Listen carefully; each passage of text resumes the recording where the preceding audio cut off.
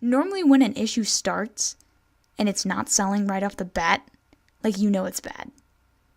Batman's on 56 and 57, and he's in the top 5. Batman is a proven entity. Spider-Man is a proven entity. Captain Marvel is not a proven entity. And that's why I said at the end of the movie in my head, bring it, Captain Marvel. Show me that you can actually prove that you're a character worth caring about. Show me. Because I don't know if you are. Oh, what is up, you guys? It's Allie, and I'm here with another video. Okay, guys, so I just wanted to talk to you real quick before I get into the topic of this video, which is pretty heavy stuff. I really want to get into more video essay type stuff. This is the type of stuff that I really love to watch, and it's the stuff that I really want to create. I have so many ideas and so many topics that I really want to cover, and I kind of did that a little bit with like my breakdown series, where I was like breaking down just different random stuff. One ended up being like 19 minutes long because I just absolutely loved it, and that was the Injustice 2 Joker gameplay trailer, and I just had so much to say on that. But anyways, I just want to delve deeper into stuff. I love to do my reactions, and I'm always going to do my reactions. My channel is literally called Allie Reacts. I'm built on reactions. But I want to get into some deeper stuff, and I am going to eventually start a series. This isn't a part of a series, although it eventually could kind of turn into a series of video essays. But I'm going to eventually start a series of video essays, but they're going to be different from what I'm talking about today. So, what I'm talking about today is Captain Marvel. As you know from my Captain Marvel reaction to the first Captain Marvel trailer, I wasn't really overly impressed. I don't get it. I don't. Brie Larson came off as extremely one note in the trailer to me, and consistently had this one look on her face, which many people pointed out in their criticisms of this trailer. I'm not the first person to point that out. And I just remember watching the trailer and just being extremely underwhelmed, just not excited or hyped for it. And I even remember the thought that I had when I saw Avengers Infinity War for the first time, and also even the second time, that end credit scene when Nick Fury hits the little beeper button and it shows the Captain Marvel logo. And so it's setting you up for Captain Marvel, which is obviously the bridge to the next Avengers movie, which is hopefully going to settle all this stuff with Thanos. My thought was, bring it. Bring it, Captain Marvel. The reason why I thought that is because Marvel is a proven brand. Marvel itself is a proven brand. Time and time again, it has released amazing films, amazing comics, and it's doing really well right now. It's on a high, as you probably notice if you keep track of the MCU, which is great. I love it. I love it when comic book stuff is out in the open, being shown to people who would never pick up a comic book. I think that's really cool. But Captain Marvel is not a proven brand. Not in the slightest. When you look up Captain Marvel comics, like in your Google search bar, this first stuff that comes up is old Shazam comics, when they were originally called Captain Marvel comics. So, clearly, no one is really looking for this character. Now, again, comic book sales have gone down a lot, and so it's hard to judge where the consensus is as far as actual popularity, but if we're going to judge on overall popularity as far as a character being a proven entity, I think it's rather clear that Captain Marvel is not one to be very proven in the comic book realm. She's just not. And one of the things I wanted to point out is not only has it been from the get-go, has she always kind of been a lower tier character that Marvel has continually tried to push on people, but she is also a character that is still trying to be pushed on the public comic book readers, and it's still not working. Okay, so these are the sales charts for October 2018, which is obviously last month's sales charts. Batman is always number one. As you can see, it's issue 56, and it's a $4 comic over 100,000 sold. And he's about 1,000 over The Walking Dead, which is the second one. Again, these are really low sales compared to like sales way back when comics were in their heyday, but that's just what you have to expect. And Batman comes in at number 4 with his 57th issue. So Batman is clearly doing very well. But, I mean, it's pretty evenly distributed. You got Marvel, DC, Marvel, DC, Marvel, DC, Marvel, Marvel, Marvel, DC, DC, DC. That's just kind of how it works, because they're obviously the two biggest brands in comics. Obviously, Image is up here with The Walking Dead, which is rather popular right now, not only because the comic is extremely good, but also because this TV show is currently airing. I think it's still airing right now.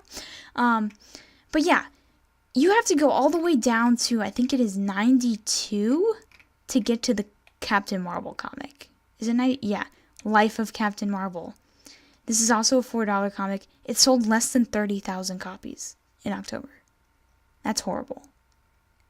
That's horrible. And that's issue 4. Normally when an issue starts and it's not selling right off the bat, like, you know it's bad. Batman's on 56 and 57, and he's in the top 5. Batman is a proven entity. Spider-Man is a proven entity. Captain Marvel is not a proven entity. And that's why I said at the end of the movie in my head, bring it, Captain Marvel. Show me that you can actually prove that you're a character worth caring about. Show me. Because I don't know if you are. I don't get it in the comics. I have never gotten her character. I think her character is uselessly overpowered. And you can make the same argument about Superman. Which many people do.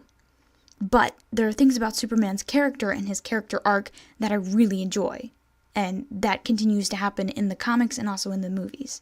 And so that makes him a viable character in my mind. Like, how many times do we have to say we don't want this? That's the thing that I don't like, is the fact that we have to continually tell people, we don't want this. We don't want this. Characters that are built on these social justice warrior tactics, and there's nothing to them. They're just extremely overpowered, so they get whatever they want, and they can do whatever they want. They can beat whoever they want, but there's no substance to their character. And I was hoping the movie wouldn't go there, because to be honest, Kevin Feige hasn't gone there with the MCU. And I don't even think the DCEU has gone there, which is great, because they killed it with Wonder Woman. Wonder Woman is an amazing film. I loved how they handled that without going into that SJW feminist, over-feminism side. I'm not saying feminism is bad, but this, like, over-uberness that's like Ghostbusters 2016 on steroids is just not fun, okay? It's not fun, and no one wants it. No one wants it. No one wants to be enjoying a comic book movie while someone's trying to sermonize you about something. I think that's the best way to describe it, right? Like, no sermonizing, please. We're here to enjoy these comic book characters that we love. But guess what? Captain Marvel is not one of those characters, because she's not proven. No one can, and even the people that say that they love Captain Marvel are the people that just don't read comics. Like, does that make sense? Like, no, it doesn't. These are the people that aren't going to go see the movie, and they're not going to go to a comic book store and buy a comic book or buy one online. They're not going to do it because they don't care. They just don't. They're just like, whatever. I'm not interested in what you're selling here. And that's just sucks, but that's just how it is right now. That's just how it is. It would be cool if she became a proven character in the movie, but so far I'm not getting that feeling. From Brie Larson, from what the trailer showed. I don't want to judge a movie on a trailer, but just the build-up of what's going on around this movie, it's just giving me the whole Ghostbusters 2016 vibe, and I'm not for it. I don't want to be sermonized. I don't want to go to a movie and feel like it's literally a job to get through it. Because that's not fun. That's not what comics are about. Now, comics can be serious, yeah, but they're not meant for this sermonizing, SJW stuff to just be poured into your brain, and you're just like, I don't want to be here anymore. Like, I just don't want this. I don't get how people continually want to shove this through our throats, down our throats, would be the better way to say that. And yet they continually see this doesn't make them money. It's not working, okay? It's not. It doesn't work. The reason why Wonder Woman was such a huge success is because it didn't do this. It did the exact opposite. It showed that men and women can work together, and a woman character can be strong, but also have flaws, and also be cool, and just be built in a way that the story arc is interesting. An actual human being. I mean, she's not really, she's a demigod.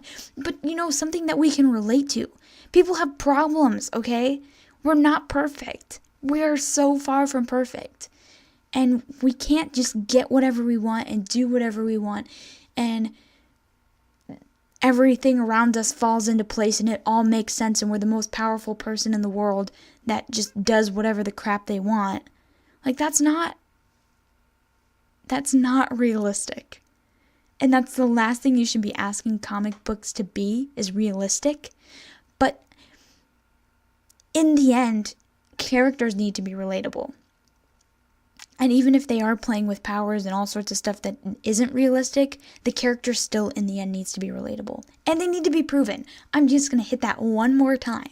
They need to be a proven character, okay? This is what makes the difference between a movie that works and a movie that doesn't work. It has to be a proven entity. Ghostbusters is a proven name. It's a proven brand. But when you take out what is recognizable from it, it suddenly doesn't become a proven brand. Marvel is a proven brand. But when you take out what's recognizable about Marvel, which is that it's fun, it's energetic, it's colorful, and it's very different from other types of movies, which is the vibe that I'm getting from Captain Marvel, suddenly the brand doesn't become recognizable anymore. And then it becomes an unproven entity as well, which could potentially be a problem. We don't know how well Captain Marvel's going to do. Obviously, the first trailer did not do as well as I think they were anticipating it to do, and the reaction of it was did not go as well. So from the get-go, they're going to have to be working to get people back on the train of Captain Marvel, because they've lost a lot of people already. A lot of people are like, well, I didn't really like that, so I'm just going to move on.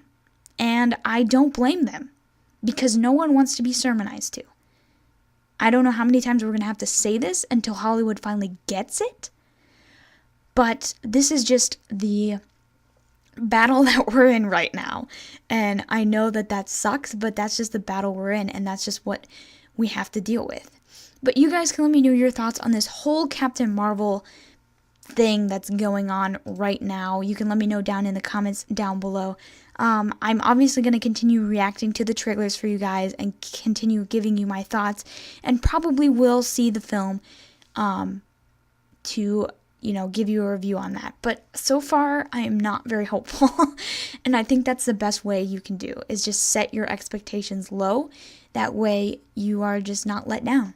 I think that's the best thing we can ask for right now. Anyways, guys, I will catch you all next time. Bye!